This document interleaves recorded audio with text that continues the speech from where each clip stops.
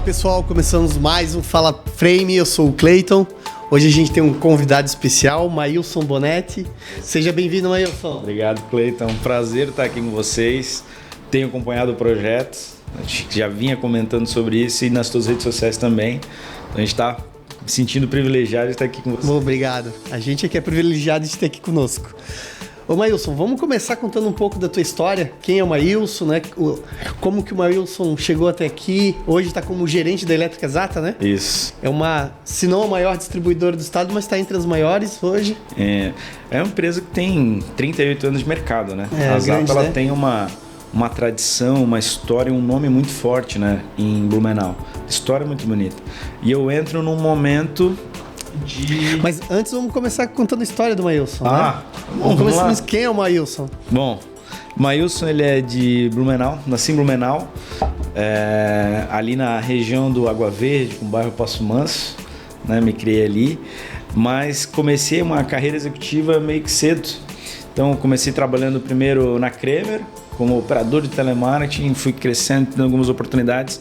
E aí, logo cedo, ali, com uns 20 anos, eu entrei numa posição de executivo de negócios. Morei um tempo no Nordeste, fiquei alguns anos lá. Nordeste? Nordeste. Qual lugar do Nordeste? Um período em Natal e um período em Recife. Ah, que legal. Então eu posso dizer que eu acordava e o mar era a paisagem do meu quarto.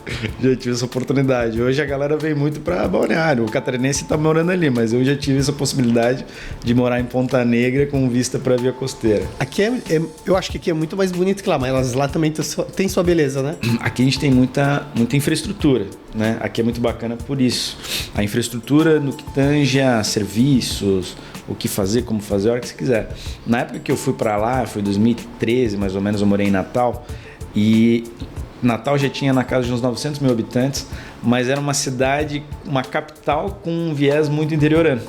Então, Blumenau também era assim naquela época, dá um determinado horário, 10 horas começa a fechar tudo, comércio, loja, não tinha nada. E aí Recife já tinha uma característica mais parecida com São Paulo. Mas, assim, praias lá são muito boas, aqui você tem um pouco mais de infraestrutura, né? Então, por um período eu morei onde a galera ia tirar férias. E a gente não tem tubarão aqui, lá não tem, né? Não tem tubarão, teve um caso agora, semana. Por isso que eu lembrei agora, de um menino, semana. E é Recife, né? Recife é bem complicado por conta de uma... Eu já tive lá em Recife, tu vê as plaquinhas, cuidado, tubarão, né, na praia. É isso aí, é isso aí. Então, eu comecei minha carreira, vamos dizer assim, no viés comercial, lá, ainda na indústria hospitalar. Então devo ter acompanhado, sei lá, uns 200, 300 procedimentos cirúrgicos, tudo que você imaginar na época para homologar produto, treinar desde um cirurgião, instrumentador, circulante que monta, prepara a sala e tal. Então eu circulei muito por isso. Essa foi minha primeira passagem na Kremer, depois eu retornei, fui para um varejo. Daí voltei para a Kremer, para a parte industrial, então eu tive uma conexão mais... Saí do centro cirúrgico e fui para a linha de produção, falar com o time de engenharia para desenvolver produto, né? Desenvolver produto com China e assim por diante, né? Dentro de uma divisão da Kremer, inclusive. Poxa, que legal. Então, eu entrei na Kremer, não sabia o que essa divisão fazia. E aí você vê o nível de dinamismo. Ele foi o primeiro contato, porque nessa indústria, nessa divisão da Kremer, o foco era mais industrial. Né? Então a gente começou para mim, né, Maílson, olhar para o ramo de indústria em Santa Catarina de uma forma diferente, a potência que é. Aí às vezes você estava andando na rua e era assim, eu estava fazendo uma agenda a um cliente, você falou, opa, mas o que é esse prédio aqui? Deixa eu ver o que faz. Você entrava no prédio, poderia comprar mais em volume e receita do que uma indústria maior, pelo tipo, pelo nicho de que estava aplicado, né? Então foi uma experiência assim. E dito isso, assim, entre hospitalar, industrial, varejo, energia solar, né? Fui ali do comercial da empresa chamada Leveros, era a antiga Solar Sul, se transformou em Leveros. Tinha um canal de distribuição além do refrigeração, né? Que é a matriz em São Paulo. E eu ajudei a estruturar a parte comercial antes de entrar, dar esse primeiro pezinho no ramo imobiliário. Que foi na Vetter. Então eu fui gestor na Vetter, coordenador comercial lá, fazia parte de ativação no mercado externo do litoral, e aí você começa a fazer conexões, né? E eu acho que quando nós nos conhecemos, no momento que eu estava... Tu tinha saído da Vetter já, Eu tinha saído da Vetter. Né? Então eu estava num projeto que era desenvolvimento, uma desenvolvedora imobiliária, tinha a parte imobiliária e tinha a parte muito focada ali em Araquari, naqueles projetos que nós conversamos, que vai ser um corredor logístico e um potencial de crescimento gigantesco, né? Então, o que é a parte litoral sul em algum momento vai dar uma travada em projetos verticalizados, ali vai avançar muito na parte de projetos industriais e logísticos, né? Então, um caminho que a gente vê como um forte crescimento, tem atraído investidores. Aí não é o sonho do apartamento no litoral, aí é um outro perfil de investidor. Um investidor estruturado, que já tem uma assessoria diferenciada, você investe... Já é quem está acostumado e sabe o que quer. Né?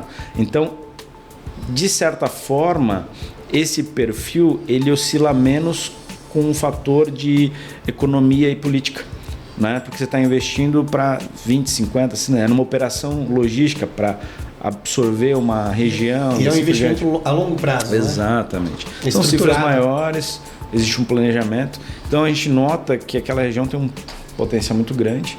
Na época a gente conversou, eu estava tentando te trazer para o investimento lá, já na Steel Legacy, né? Sim. Isso fiquei muito feliz e te conheci através da Zata também, né? Na Zata eu acabei conhecendo a Rafaela, não passei por esse ponto, né? Mas eu conheci a Rafaela no encontro do BNI. Uma das primeiras coisas que eu fiz quando eu entrei para essa área de assessoria com investimentos. Eu participei do BNI também, por um tempo. E aí eu pensei, eu preciso gerar conexão. O mercado de Blumenau ele é o terceiro maior mercado imobiliário do Litoral Norte. Então eu estava naquele eixo e falei, cara, deixa eu me conectar com esse pessoal. E aí foi justamente isso que aconteceu. Através do BNI, conheci a Rafaela, a gente conversou. Ali começou a ter tipo assim tô com uma dificuldade no comercial, a gente precisa estruturar, a gente está chegando num momento agora de olhar muito para processo, olhar para planejamento, né? Que é o que todo o meu background de carreira foi muito executiva, pautada nisso. E a gente começou meio que uma conversa ali, né? Mas foram alguns meses de conversa para desenhar, para entender, faz sentido, não faz. Eu estava com uma estratégia e nesse meio do caminho eu falei, cara, tu tem que conversar com o Cleiton. O cara é desenrolado. Ele conhece todo mundo, é um cara bom de negócio, é um cara honesto e tal. Então, assim, eles têm um carinho enorme. Assim, o João queria porque queria estar aqui. Eles são os queridos, eu adoro eles também. Bom, eu vi representando vocês, o João e a Rafaela, né? Mas eu achei muito legal. Então, a gente nota isso, né? Quando vem uma indicação, eu sempre falo, né? Às vezes a gente tem que ter cautela quando a gente indica alguém para algo, porque seu nome tem juntos. E eles falaram de você numa tranquilidade. Falei, cara, vou lá conhecer o Cleiton. E a gente tava vendo mensagem que foi agosto do ano passado. Já agosto tá 6 meses, né? 7 meses. Passa rápido. E aí foi nesse meio do caminho que a gente conversou, começamos a entender. E eu tô na Zata desde dezembro. Então eu tô recente. E o desafio muito grande na Zata acho que o que mais a gente olha quando a gente vai entrar em um ambiente novo, né? E aí aos poucos a gente vai tendo, vamos dizer assim, erros que nos vão fazendo aprender em o que a gente tem que analisar. Eu não chamo de erro, é aprendizagem, né? Tu aprende, Exato. A gente vai tendo alguns aprendizados ao longo da nossa jornada. Que você fala assim, o que você não pode abrir mão em algum desafio que você vai assumir. Porque proposta sempre vem, né? A gente está há um tempo no mercado e existe essa circunstância, mas aí depois conhecia o propósito da empresa, conhecia a estrutura, e não onde eles estão, mas onde eles querem enxergar.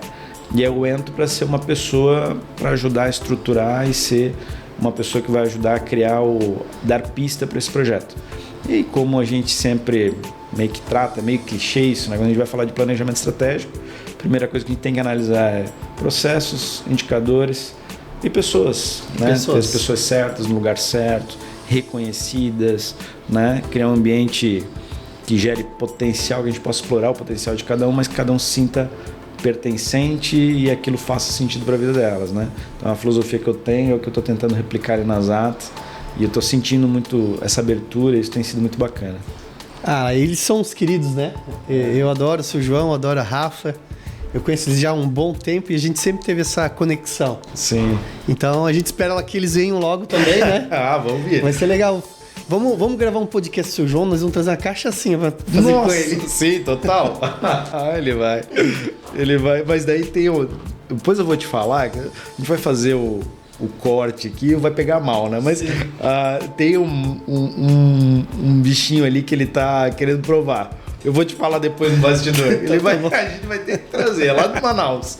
A gente foi almoçar com o seu João esses dias, daí tava lá numa roda, daí, eu já comi esse bicho aqui, exótico, blá, blá, blá. Aí teve um que ele não topou. Aí depois eu te conto. História engraçada.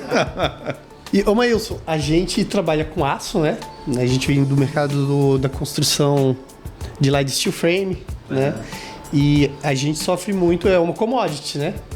Então a gente está sempre com vocês, porque a base de vocês é o fio, e lá dentro tem cobre. Funciona assim também? Como é que é? A gente tem essa familiaridade, né? Quando você lida com commodities, você não tem muito um controle sobre a rentabilidade, sobre a margem da tua operação. Você tem que controlar processo, estabelecer estratégias fiscais, financeiras, tributárias, no caso, para otimizar a tua rentabilidade, né? Mas no cobre a gente vê um momento muito peculiar. O cobre é um dos principais, em relação a custo, né, também, matérias-primas que serve como condutor elétrico, né? Então, hoje a gente tem... Hoje quem atende o Brasil, a maior parte de minério vem importado do Chile. Então, as indústrias, né, importam do Chile, vai ter uns 5 beneficiadores aqui no Brasil, que transforma a matéria-prima ou num lingote, numa bobina, enfim. E aí, o resto da cadeia vai comprando para atender suas demandas. Então, você vem do Chile. No Brasil não tem?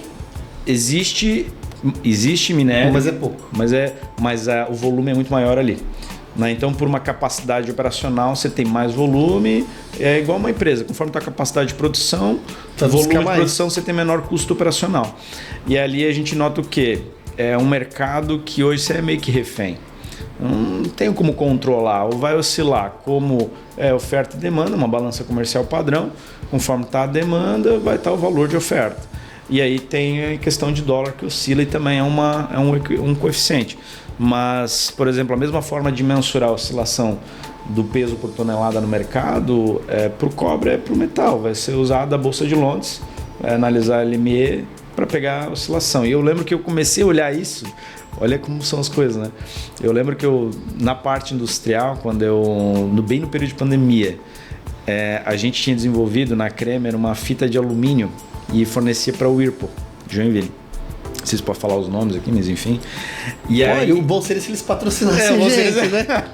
Vai que, né? Então, o que aconteceu? A gente desenvolveu uma fita de alumínio e tinham vários tipos de fita de alumínio, cada uma para um processo específico, porque basicamente uma empresa como a Whirlpool ali em Joinville, a Consul, por exemplo, é como se fosse uma montadora de carro, mas é uma montadora de refrigeradores, né? Então, tu tem várias etapas que tu isola. E o alumínio, em vez de ser um tão bom condutor elétrico, ele é um condutor térmico, né? Então, por exemplo, você lembra da... Nossa, eu estou viajando, mas é meio que isso, né? Vamos dizer, antigamente se olhava no posto de gasolina, aquele refrigerador de picolé e sorvete, você via aqueles frisos de gelo, era basicamente... Congelado dentro, né? Exatamente. Aquilo era um compressor com a serpentina fixado com era uma massa de calafetar. E aí o ponto de contato do fio de cobre era só aquele pontinho ali. Então ali era o pico de condução térmica e aquilo dava gelo. Então a fita de alumínio, você transfere um ponto de contato de 2 milímetros para 15. E aí aumenta a eficiência, você diminui o tamanho do compressor e assim por diante, né? E lá, na época de pandemia, era uma loucura, porque falta de matéria-prima e tinha que reajustar toda semana e era muito tensa a operação, né? E aí a gente começou a desenvolver com o pessoal de São Paulo da Whirlpool, desenvolver um modelo de reajuste por gatilho. Então, conforme oscilava alguns indicadores, fazia o cost breakdown das minhas matérias-primas ali, apresentava, cara, oscilou, não tinha que ficar aquela briga, aquela guerra de reajustar. Cara, ou a gente reajusta, eu não estou querendo ganhar mais dinheiro, a minha margem é essa aqui, estou ganhando a mesma coisa. A margem é a mesma, né? A margem é a mesma. Eles tinham a visão da margem, minha margem operacional é essa. Só que eu estou aumentando o custo, não é mão de obra, não é energia, é a matéria-prima. Então eu tenho que repassar para eu continuar conseguindo fornecer. E lá atrás, isso 2020, que eu comecei a olhar para essa parte de oscilação de custo e matéria-prima de alumínio. É porque tu imagina, tu vai lá, tu faz um baita de um estoque e o preço... Exato. E aí como é que tu faz, né? Tem que repassar. Exato. E aí você sofre nessas situações. Né? Tem a parte de importação, né? Todo mundo sofre, né? E a gente sofre, né? Os fornecedores, o cliente final. Exato. Né? Quem paga a conta é a gente. E o cobre hoje ele está nessa vertente, né? Eu trouxe essas informações para o time. A gente teve hoje o LME de cobre, oscilou de janeiro a janeiro 42%. Mais de 42%. Então a variação de alta. Então ele acompanhou o ouro e a prata. Loucura. E nessa queda? Isso aí é que tá. Oscilou o valor no mercado, o impacto financeiro na compra, na operação, oscilou quase 20%, né? Nessa faixa. Mas quando eu tenho uma queda do valor do mercado, não significa que isso vai repassar também. Até porque tu já tá com estoque lá, né? Então aí vem essa questão de estratégia, de planejamento. Como eu olho para todos os meus produtos que possuem giro, alguns dão mais rentabilidade do que outros, e aí eu preciso fazer uma aposta. Eu vou apostar meu ativo, eu vou imobilizar meu capital em um ativo que tem mais giro. Só que aí qual é a estratégia de negócio? Vou fazer aquele preço mais barato de todo mundo, vou ganhar no volume para pegar... E tem muito disso, quando tu tem muito... Tem um tato em cima disso. Quando tem muito produto dentro de uma loja, como é o caso de vocês, tem os produtos isca também, né? Exato. Às vezes tu não ganha nada, mas ele traz gente para dentro da loja, né? Mas o cobre hoje, a parte de fios é um pouco delicado tratar como isso, né? É uma operação que é difícil você sustentar se você for muito agressivo. Aí ou o restante você tem um faturamento muito consistente. É possível? Mas aí é planejamento. E é onde eu entro, né? Tenho ajudado muito, contribuído muito nesse momento. Então, assim, o pessoal abriu as portas, tem o colega lá, o Bruno, queria muito estar aqui, um abraço pro Bruno. Abraço, Bruno. Que, cara, é um menino, um gênio ali dentro, entende de tudo. E é bem desafiador a gente olhar esses dois cenários. Então, a gente entra num momento de muito investimento em tecnologia, infraestrutura e principalmente processo. Porque a gente prepara uma base para depois poder crescer com mais organização, né? Isso é o reflexo. Então, basicamente, o que eu faço hoje, desde que eu entrei, é indicador, processo e começar a organizar a casa. Então... E, Maílson, como que tu faz? Eu sempre faço essa pergunta para todo mundo, né? Porque todo mundo vem enfrentando essa falta de mão de obra de mercado. Como que tu faz para reter talento lá hoje? O que vocês buscam fazer? Primeira coisa, né, o que eu entendo, isso é o que a gente começa a olhar. Eu te falei que a gente está olhando processos, indicadores, e aí a gente vai entrar com pessoas. E aí eu vou te trazer uma referência não só da Zata, mas aí é uma opinião Maílson mesmo de mercado, né? Primeira coisa, o fator financeiro, sim, ele é importante. Todo mundo tem seus compromissos para honrar. Mas quando você encontra algo que te faz sentido, tem um propósito, a empresa primeiro ela precisa constituir um propósito de vida. Isso tem que refletir através do pensamento dos fundadores ou da cultura organizada da empresa. Esse é o primeiro indicador onde eu vou fazer o colaborador se identificar ou não. Ali ou eu vou trazer o cara bom ou eu já afasto o cara ruim, né? Criei um ambiente organizacional, uma cultura de negócio. Isso envolve rituais de bater a meta, de começo de mês, de reunião de alinhamento, de falar sobre coisa boa, de falar sobre coisa ruim. É uma cultura organizacional que a empresa precisa ter. Ela é um corpo vivo, a gente precisa tratá-la desse jeito. Quando eu começo a criar isso, eu tenho instituído, eu começo a atrair gente. O que faz essas pessoas ficarem? Quando eu tenho os processos organizados. Eu chego, eu sei o que eu tenho que fazer, o meu objetivo é esse, está alinhado com o meu propósito de vida, o que eu estou fazendo. Começo a fazer. É o que eu quero para mim, né? É o que eu quero para mim. Eu criei um ambiente onde as pessoas podem explorar o potencial delas, a gente começa a olhar para isso e ela sabe o que ela precisa fazer no dia a dia para ganhar o dinheiro dela. Ponto.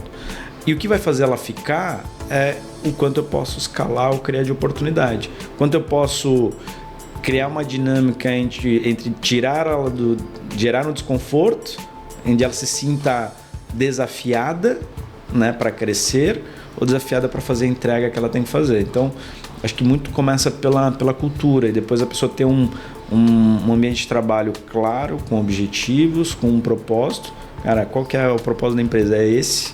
E aí nisso vai influenciando o ambiente mais saudável, a motivação vem dela. Eu só preciso criar a empresa é uma ferramenta para ela alcançar os seus próprios objetivos. Tu mostra onde que ela chegou, onde que ela pode chegar. E é isso. Vai depender dela. Precisa ter um caminho claro, né? Então é algo que pela cultura da empresa você consegue pegar muito. E quantos funcionários tem a Zato hoje, Maílson? Hoje nós estamos na casa de uns 60 para 70 funcionários. 60, 70. Mas tem funcionário tipo de 20 anos ali, mais até. Isso eu achei legal. Tá, e eu já te conheço um pouco, eu sei que tu é um cara mais arrojado, né? E qual a tua meta? Tu quer chegar em que número lá? De tempo de casa ou de faturamento? Não, de pessoas, de crescimento. Pessoas? Eu acho que a gente tem... É um trabalho que a gente está preparando esse ano para estruturar. Não vamos falar de pessoas, vamos falar em quantos % tu pretende chegar até final do ano de aumento?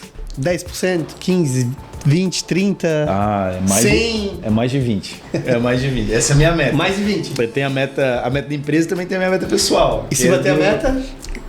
Aí dobra a meta, né? Eu brinquei contigo, eu falei do frigobar, né? De ter a nossa cervejeira com pelo menos um... O Maílson me contou que ele tem uma meta lá e ele combinou, se ele bater, eles têm que botar uma cervejeira pra ele na sala dele e cheia, né? Foi engraçado, porque a gente criou uma campanha de vendas, que a campanha meio que serve pra isso. Você cria um objetivo em comum, bota uma recompensa, cria um ambiente onde a gente consegue alcançar, tem que ser tangível, né? E isso é o que a gente ajuda para motivar a pessoa, né? E todo mundo remando pro mesmo lado. E aí ficou eu e o Bruno, eu tava até contando pra Jéssica, daí ficou eu e o Bruno na hora de defender, montar a proposta, apresentar pra diretoria e tal. Tá, mas e aí? O Terra falou, tá, mas e tu e o Bruno? Daí eu falei, não, a gente tá fora. Daí o Bruno, pô, cara, eu queria ir pra um cruzeiro também, cara. Não, mas como a gente é da gestão, é uma dinâmica diferente. Pô, é uma ferramenta que a gente tem pra motivar, pra gente investir. Eu sempre penso, né? É meio uma tomada de decisão um pouco delicada sobre o conceito, né? Minha perspectiva sobre quando eu vou fazer uma premiação, eu posso fazer em dinheiro, em cash, ou posso investir em algo para aquela pessoa. Então a gente sabe, às vezes a pessoa ganha bem, mas nunca teve uma experiência de viajar para fora do país, de ter uma viagem, conhecer uma região de um país diferente. Eu acho que sempre quando tu proporciona algo diferente, né? Sim. Eu acho que é muito melhor que o dinheiro. Porque o dinheiro, ela vai no mercado, vai lá comprar uma roupa. Vai, rápido. Gastou o dinheiro.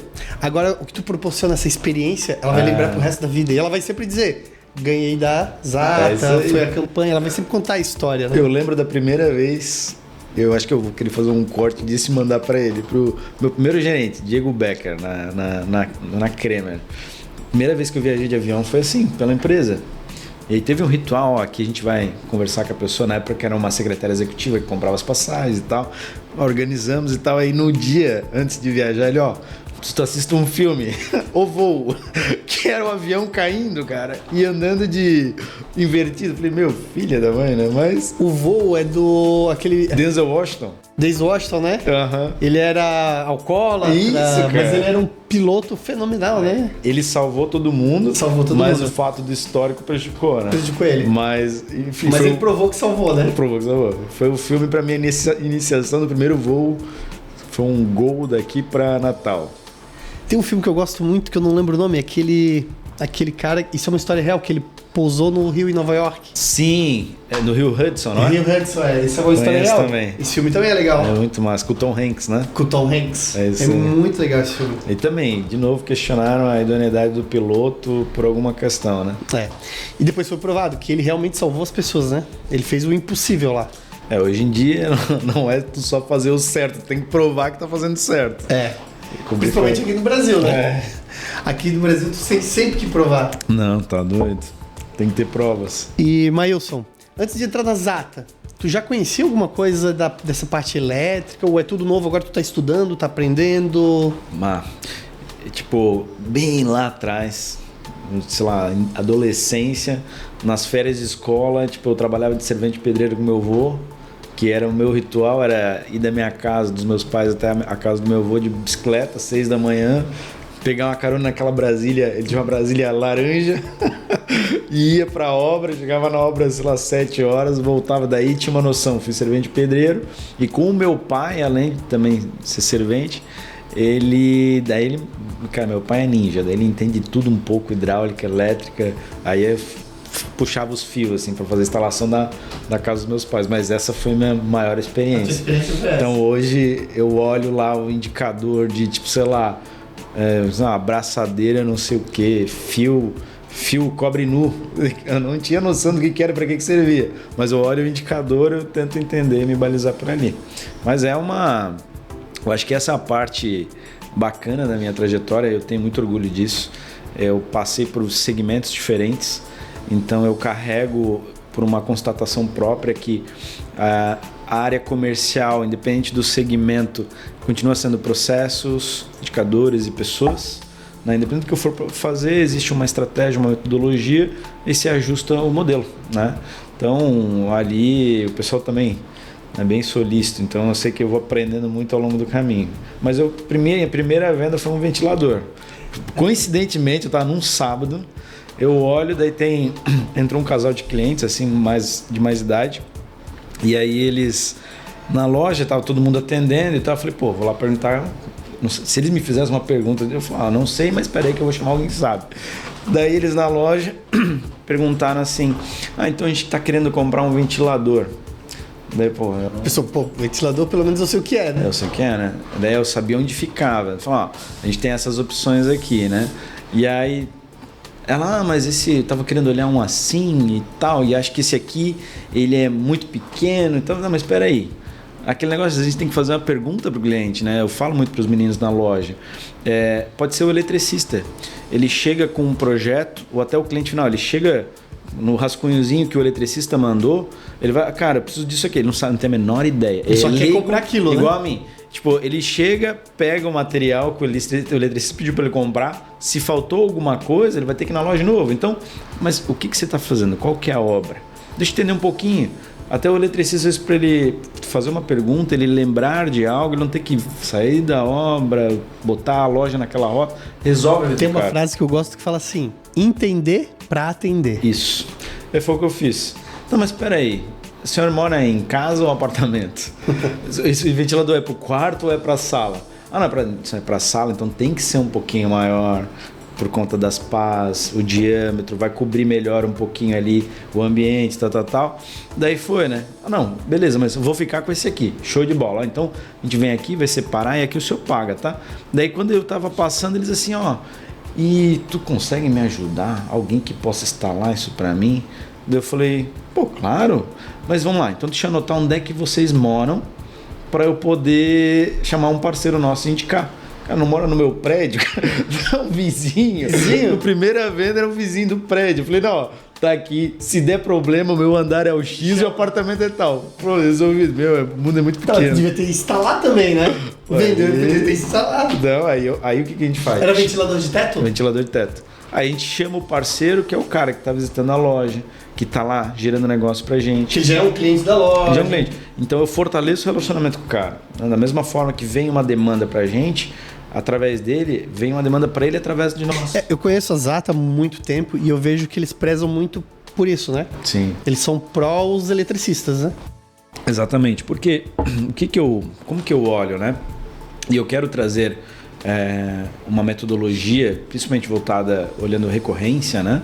Quando a gente olhar por classe, né? O eletricista, o arquiteto, uma dinâmica diferente, para que ele entenda e olhe para a Zata como um espaço de gerar resultado para ele, de gerar demanda. Porque é muito fácil falar assim, Cleiton, beleza? E aí, cara, tem uns pedidinhos para mim essa semana, cara? Pô, e aquela top? Daqui a pouco eu tô te cobrando porque tu não tá vendendo e eu não tô conseguindo vender para você. Mas o que eu posso fazer diferente para te ajudar a gerar mais negócio? Que é a premissa de a gente estar aqui hoje, né? Fortalecer a tua autoridade, porque você tem anos de mercado nesses segmentos.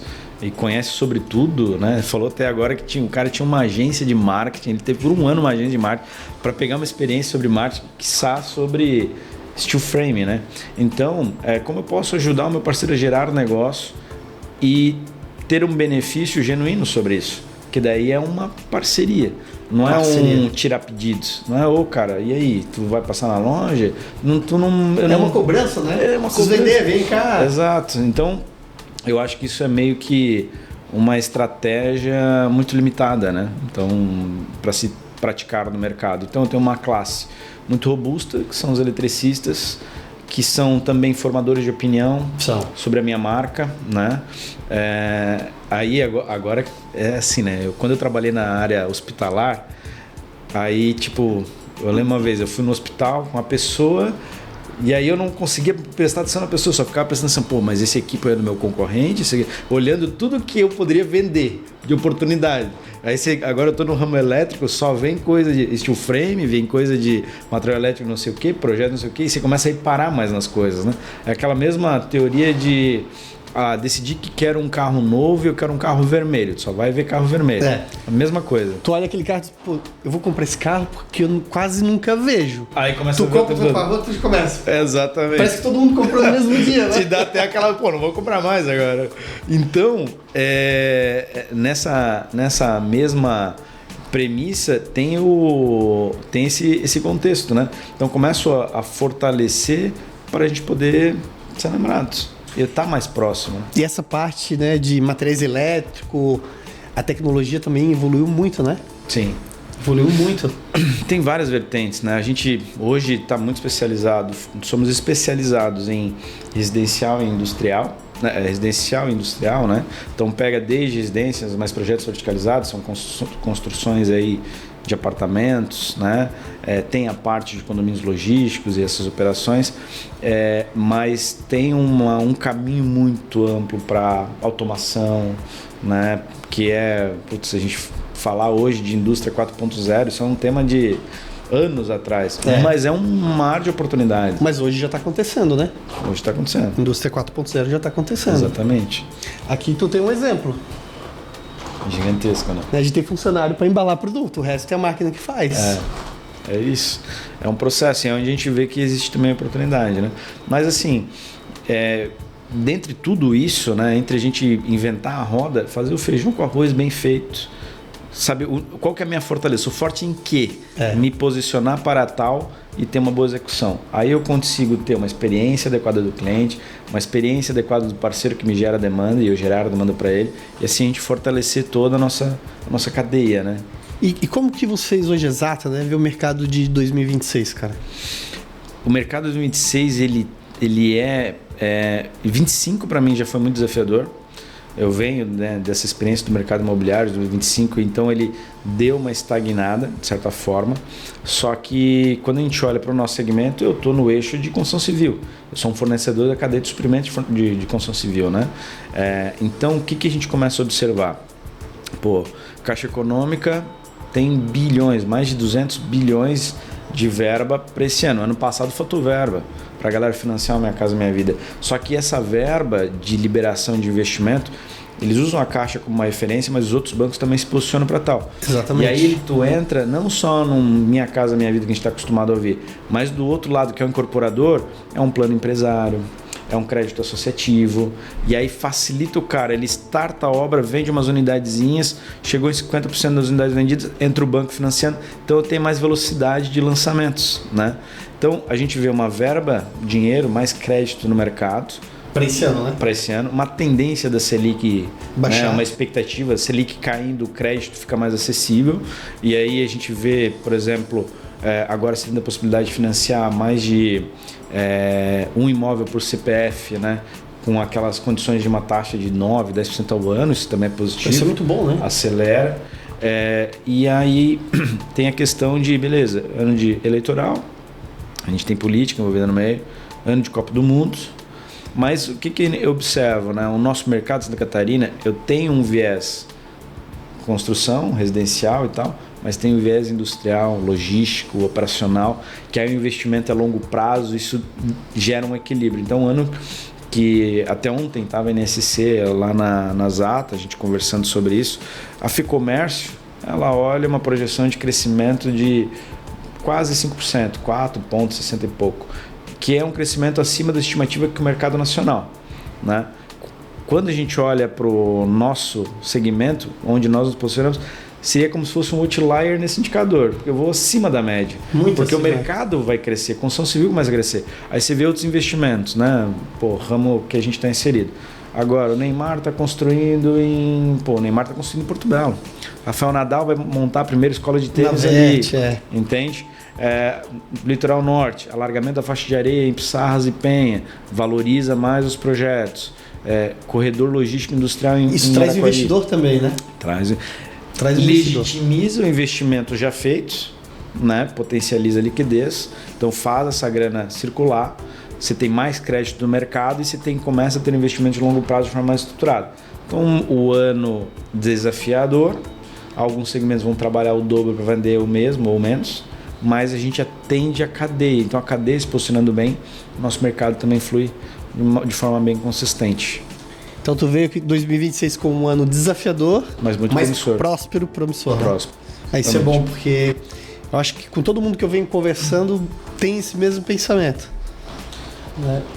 Eu costumo falar, né? A pandemia foi um exemplo disso. E se a gente olhar um pouquinho mais para trás, nesses momentos específicos, a pandemia ou momentos de crise, elas não é que elas geram pobreza, elas mudam o dinheiro de mãos. Então você tem canais que potencializam, canais tipo a pandemia fortaleceu muito o nosso segmento. E elas acabam te criando novas oportunidades, que às vezes tu não estava nem olhando para elas, não dava tempo de olhar para elas. Exato. E quando tu se depara com esses momentos, tu vai ter que te reinventar, mudar de estratégia, né, mudar a rota. Aí, quem vai conseguir ter esse tempo de manobra em um momento de um ano desafiador? Alinhar a estratégia que tem seu processo muito estruturado e organizado. Então tu já tem domínio da variável interna. Se a variável externa oscila, tu tem propriedade para fazer teu ajuste. Se não, aí tu surfa a onda. Se o mercado ir bem, vai. Se o mercado ir mal, ferrou, né? Então é o que a gente está olhando com muita seriedade hoje. E Maílson, qual foi o momento assim, da tua carreira até hoje que tu passou por um momento crítico, alguma dificuldade? Como que eu vou resolver? Como que pandemia. Eu vou fazer? Pandemia? Nossa, pandemia, assim, tipo, acho que foi um momento... Na pandemia tu estava na parte industrial, na Cremer. Industrial da Cremer. Na pandemia, na parte industrial, na Cremer. Eu lembro o seguinte, a gente tinha desenvolvido uma fita que a gente chamava de manta de TNT ou fita de TNT. A gente importava os polímeros e beneficiava num fornecedor lá do Rio Grande do Sul.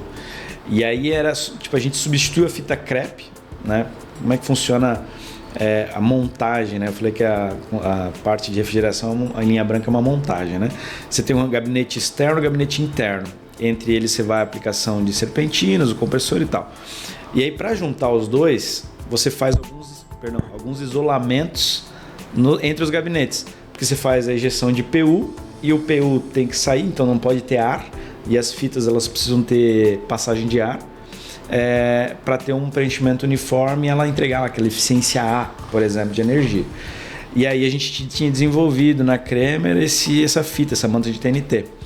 Só que o único cara que fazia, a gente tentou desenvolver em outros players na época, o único cara que fazia era o único cara no Brasil que tinha máquina para produzir aquele TNT da máscara, que era a única aprovada pela Anvisa com aquelas 5 barreiras e não sei o que lá. Daí o cara tava vendendo máscara pra caramba e ele falou, cara, que é esse TNT aqui, cara? Para eu parar, sei lá, 1, 2, 5 horas para montar, programar minha máquina e beneficiar isso... Pra fazer pra vocês? Cara, eu vou perder milhões em produção. Então começou a faltar isso e aí, cara, teve momentos de eu não estar só no comercial, eu ter que sentar com a fábrica, pô, a carga sai de lá tal dia para chegar no sábado à noite, pra gente fazer o produto, aplicar massa e ter o tempo de espera, entregar tal horário, entregar de madrugada na Whirlpool, porque ia parar a linha de produção e era o diretor da América Latina me ligando 10 horas da noite. Falei assim, cara, eu não preciso nem te falar nada. Cada hora da linha parada é X reais. Se parar todas as linhas, o produto vai em todas as linhas. Se parar todas as linhas, ó, tu multiplica. X linhas, X mil por hora, Aí tu vê aí quantos meses de faturamento dá o teu negócio. Então era uma pressão assim absurda, né? E quando a gente tá num negócio, você tem aquele sentimento de dono, você quer entregar seu melhor, as coisas. Então você não acaba tendo que entender como lidar com essa pressão. Então o período mais crítico, acho que da minha carreira, foi esses desafios da pandemia, porque a gente lidava com... Porra, a gente olhava para a fábrica e falou assim, se der algum BO, tem um monte de empregos ali, a gente tem uma responsabilidade, eu falo Total. hoje, né? Então, o vendas, ele movimenta, ele é o coração da empresa, né? A gente não pode ter um pouco soberba, né? Mas é o comercial que movimenta toda a empresa, é o que gera faturamento, é o que atende o cliente, é o que paga todos os salários. Se a gente tem algum ruído, algum BO ali, eu comprometo várias circunstâncias, né? E dessa parte comercial, eu falo para todo mundo, é sempre uma montanha russa, né? Chega dia 30, 31 do final do mês, tu bateu meta. Dia 1º amanhã, tem que começar tudo de novo, Como é né? que é? O vendedor não tem passado, né? Virou o mês, zerou a meta, é outra meta. Acabou. E se bater a meta, não dobra a meta. Se bater a meta, tem que dobrar. Então, Isso é horrível demais. Tu tá sempre correndo, né? Mas o que eu fiz, eu já tenho todo o planejamento do ano. Distribuir os indicadores, carteiras.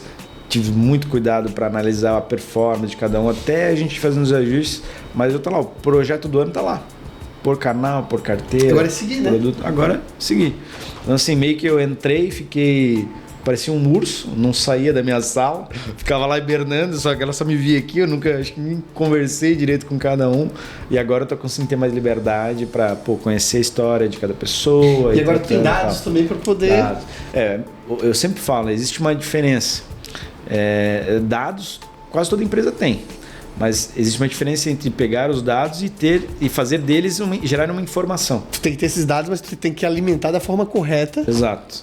Então hoje a gente tinha muitos dados e eu estou transformando esses dados em indicação, que é indicador, processo, se eu consigo tomar uma decisão mais clara, mais assertiva, ter mais previsibilidade nos caminhos que eu vou seguir com as informações que eu gerei, né? Que a gente começa a ter com recorrência. E isso tudo dá também tranquilidade pro seu João fazer futuros investimentos, né? Crescer a empresa investir nela. Exatamente. Porque ele vai ter previsibilidade. Exato. Tipo, eu vi até um corte de um podcast do João Adib falando que tudo que ele investe na empresa tem um retorno de 40%. Né? Tipo, é um retorno muito significativo. Quando você começa a ter uma gestão nesse nível... aí você tem muita coisa. É um monstro, né? Tá há anos investindo na operação dele e é o caminho, né? Se a gente quiser crescer e escalar, hoje a gente vê o cara fazendo podcast lá, tendo a brincadeira, contratou o Toguro como head de comunicação e tem toda essa dinâmica de redes sociais. Mas antes de chegar nesse nível, teve muito preparo, muito planejamento. Muito trabalho duro, né? Muito, exatamente. É porque as pessoas olham esse pessoal no podcast, né? Acham que tem uma vida tranquila, né? Mas não sabem o que tá por trás. Eu na minha ingenuidade, pensei, cara, tô indo pra Balneário agora, então falta só o meu guarda-sol, o meu cooler. Não, tô vindo pra trabalhar, né? A gente tá aqui fazendo uma gravação.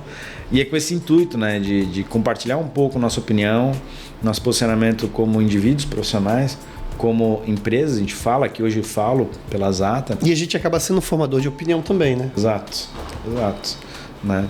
E aí, assim, tu comentou, né, sobre essa questão da minha experiência, qual a experiência que eu tinha com elétrica ou cobre, fazer essa associação, né?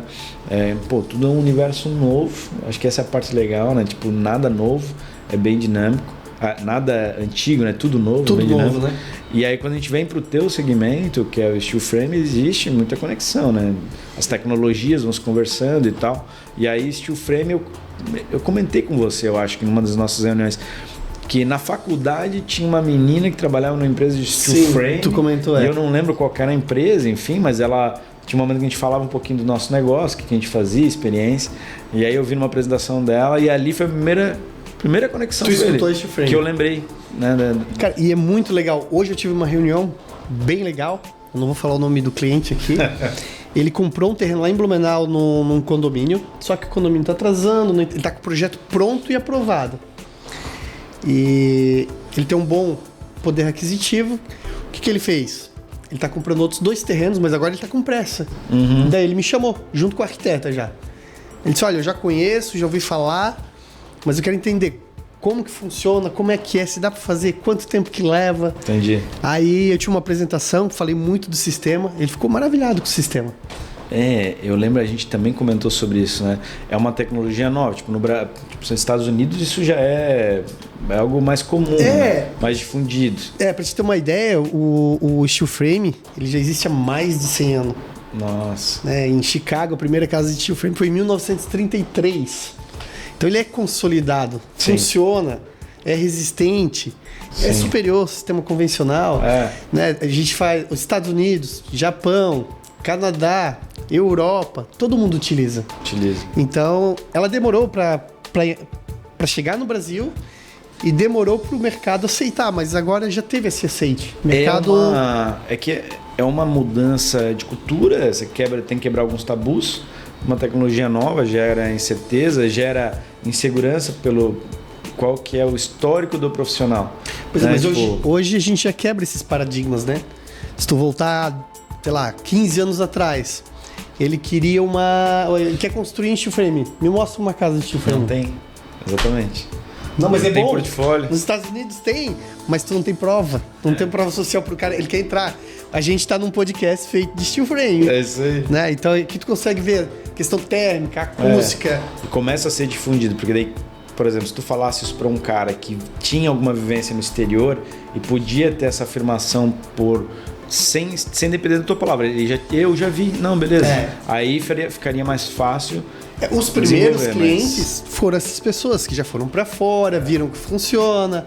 Agora e aí quando eu me refiro a isso, né, é um mercado que acho que, principalmente para Blumenau, né, você foi a pessoa que foi um dos pioneiros nisso, talvez Santa Catarina e tal, e aí você passou por essas barreiras de quebrar, né, uma nova cultura, quebrar esse tabu, quebrar paradigma, vender essa nova proposta, é uma tecnologia diferente.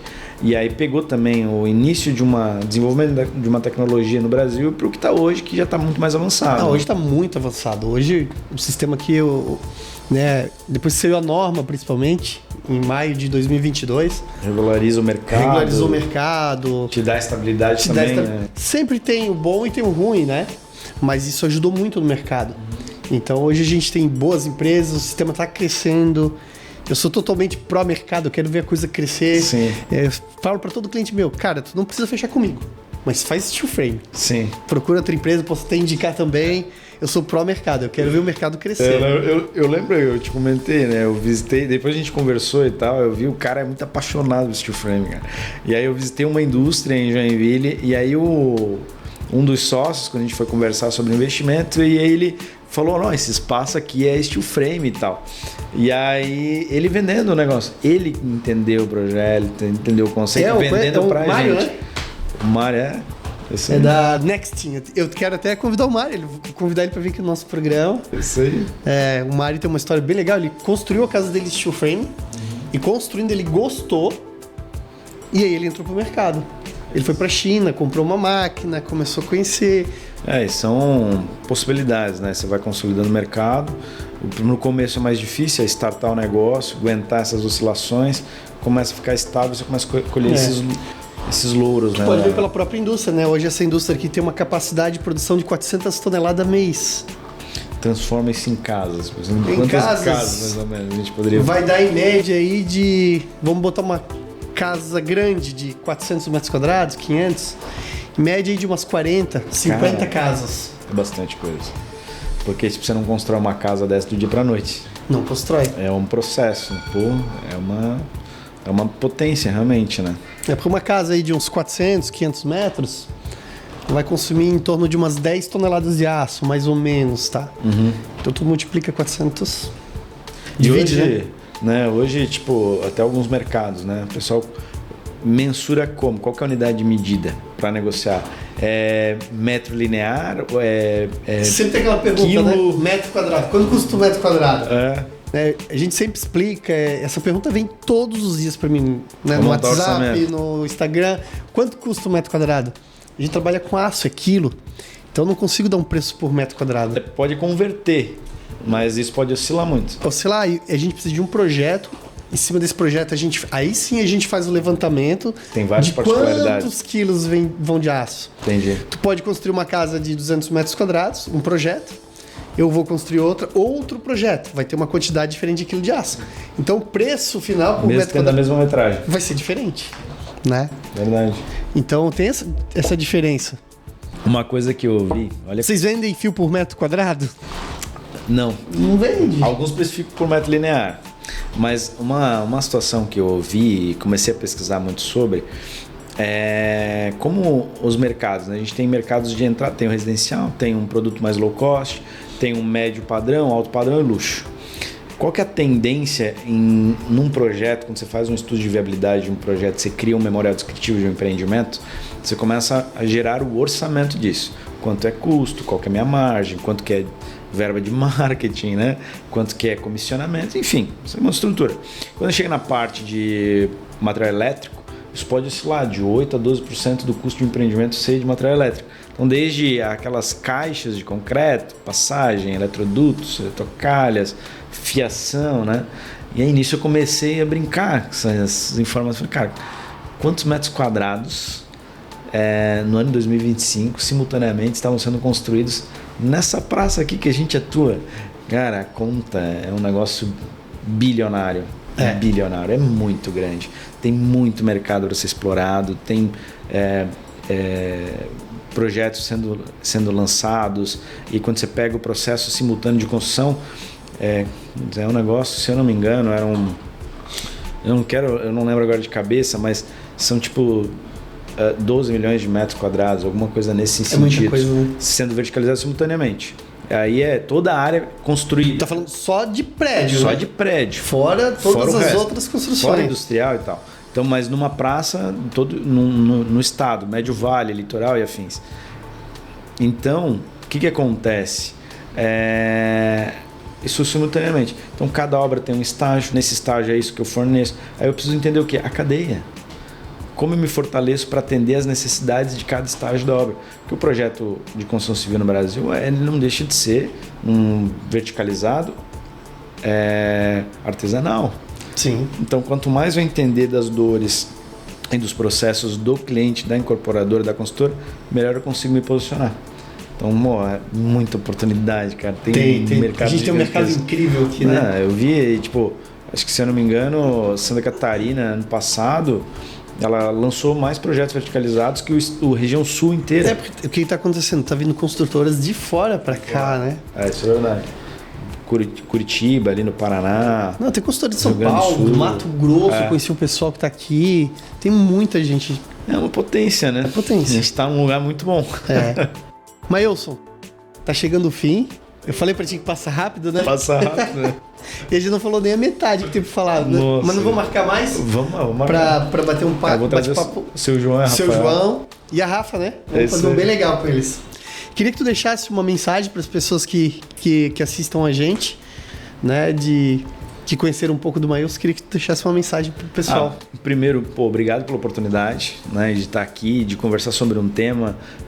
Muitas coisas são novas para mim, então estou aprendendo, e estar cercado de pessoas e profissionais, né, com esse gabarito me dá muito mais respaldo. Estou no caminho certo, estou fazendo as coisas no caminho certo. Então a mensagem existe um mercado enorme, né, tem muita oportunidade no ramo de construção civil. Falando pela Azato, o nosso desafio é nos posicionarmos como uma empresa cada vez mais que gere confiança, passa tradição, são 38 anos de mercado. E quando a gente olha para esse teu segmento, cara, de steel frame, acompanhem mais o Clayton, vamos tentar difundir isso, compartilhar, porque é um projeto muito bacana de custo, de melhoria, de operacional, né? Você construir nesse segmento. E a gente tem aqui com você uma pessoa que tem anos de experiência e conhecimento do mercado, né?